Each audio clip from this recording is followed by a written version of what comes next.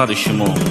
گوش کنید همه کسا میخوانم یک تقیصه، این زندگی مشکله پول نباشه در کیسه.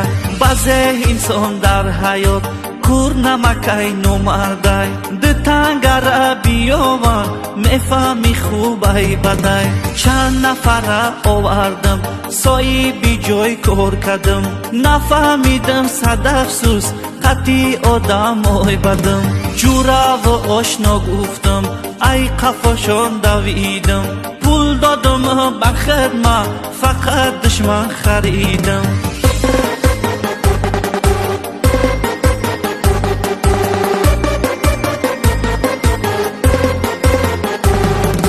رسیم آوردم همه خش تباره، همه شنیشان دادم همه راهی کاره.